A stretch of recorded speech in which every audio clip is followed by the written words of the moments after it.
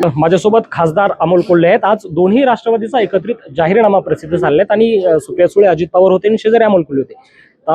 दादा आणि ताई सोबत शेजारी आज पक्ष फुटीनंतर पहिल्यांदा पत्रकार परिषदेला समोर बसले आणि जाहीरनामा प्रसिद्ध केला आहे। काय म्हणजे भावना काय आहेत? मला वाटतं हे हमीपत्र जास्त महत्त्वाचं आहे आणि हे हमीपत्रामध्ये ज्या गोष्टी, ज्या काही इनोव्हेटिव्ह संकल्पना सुद्धा मांडलेल्या आहेत या सुद्धा कौतुकास्पद आहेत। म्हणजे मोफत PMPMLचा प्रवास असेल किंवा मेट्रोचा प्रवास असेल आणि त्यातून खाजगी वाहनांची जी गरज आहे ती कमी करणं असेल, त्यातून वाहतूक कोंडीवर होणारा जो प्रश्न आहे तो सोडवण्याचा प्रयत्न असेल, हे नक्कीच स्तुत्य आहे। मॉडेल स्कूल असेल किंवा तिथल्या हेल्थ फॅसिलिटीज इम्प्रूव्ह करणं पुण्याच्या, या दृष्टीचे प्रयत्न हे नक्की कौतुकास्पद। आज जशा पद्धतीने जाहीरनामा केलेला आहे तो त्यापूर्वी दोन राष्ट्रवादीची चर्चा अनेक वेळा होत होत्या आणि आता कुठेतरी युती झाली, मात्र ही युती एकत्रीकरणाची नांदी म्हणावी लागेल।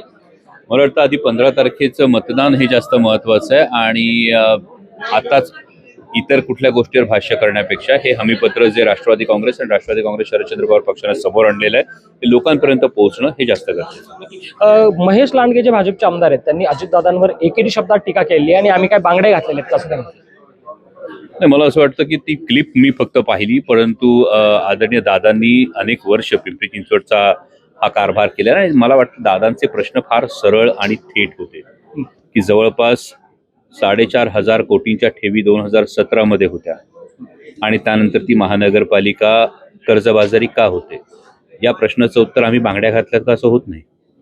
या प्रश्नाचं उत्तर पिंपरी चिंचवडकरांना पाहिजे ना। म्हणजे निगडी ते बोपोडी हा जो अर्बन स्ट्रीट फुटपाथ आहे, तिथे तो अर्बन स्ट्रीट फुटपाथ केला गेला आणि तो पुन्हा उखडला गेला, त्याच्यावर नेमके खर्च किती झाले? 100 कोटी रुपये दाखवले आणि त्याचे 149 कोटी झाले, याचं उत्तर आम्ही बांगड्या घातल्यात का असं होत नाही। शीतलबागचा फ्लायओव्हर जो 70 लाखाचा आहे तो 7 कोटीला का गेला, हा प्रश्न आहे। म्हणजे मी जर तुम्हाला प्रश्न विचारला की शीतलबागचा फ्लायओव्हर 70 लाखाचा 7 कोटीला का गेला, तुम्हाला काय वाटलं आम्ही काय बांगड्या घातल्यात का? हे उत्तर होत नाही। हे सर्वसामान्य शून्य पिंपरी चिंचवडकरांनी समजून घेतलं पाहिजे आणि मग त्याला उत्तर मिळेल की नेमकं पाणी कुठं मुरतं। कारण मला वाटतं जेवढं मी प्रचार फॉलो केला त्यामध्ये दादांनी कुठेही वैयक्तिक टीका टिप्पणी केलेली नव्हती। यामध्ये दादांनी हे प्रश्न प्रशासकीय पातळीवरचे हे प्रश्न विचारले होते।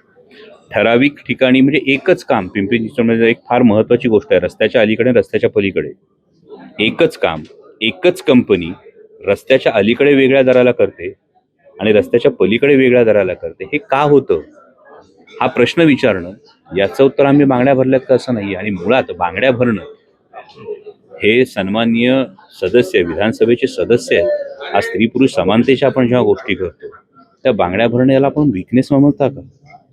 मग त्या लाडक्या बहिणींनी काय अर्थ घ्यायचा याच्यातून, याचाही विचार करत त्यांनी करणं गरजेचं आहे। पुण्यामध्ये दोन राष्ट्रवादीची युती, अजित पवार इतक्या दिवसांपासून प्रचार करतायत, त्यांच्या रॅली झालेल्या आहेत, रोड शो झालेले आहेत, मात्र शशिकांत शिंदे वगळता दुसरं कोणीही राष्ट्रवादीचं तुतारीचं कुणीही आलेलं दिसत नाही। कालही रोहित दादा होते, आज मी स्वतः आहे, सुप्रिया ताई आहेत, त्यानंतर पुन्हा 12 तारखेला आम्ही तिघेही पुन्हा पुणे शहरामध्ये आहोत, 11 तारखेला मी पुन्हा मुंबईला आणि 13 तारखेला कोल्हापूर आणि सांगलीला आहे। त्यामुळे हे सगळ्यांचे प्रचार दौरे सुरू आहेत। पुण्याची जबाबदारी दादांच्या खांद्यावर आहे आणि तुम्ही फक्त त्यांच्या सोबत आहात इतकंच आहे? डेफिनेटली ज्या ज्या ठिकाणी शक्य आहे त्या त्या ठिकाणी हे अलाइनमेंट करून, जसं मी म्हणालो की आजही मी पुण्यात 4 सभा करतो, आज पुण्यात 4 सभा करतोय, त्यानंतर पुन्हा 12 तारखेला सभा पुण्यातही करतोय, पिंपरी चिंचवडला रोड शो सुद्धा करतोय।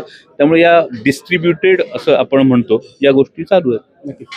हे होते राष्ट्रवादी काँग्रेसचे खासदार अमोल कोल्हे। ज्या पद्धतीने महेश लांडगे यांनी अजित पवार यांच्यावर एकेरी पद्धतीने टीका केली होती, एकेरी शब्दात टीका केली होती, त्याला जोरदार जे उत्तर आहे ते अमोल कोल्हे यांनी दिलेलं आहे। Abhijit Darade, Maharashtra time online, Pune.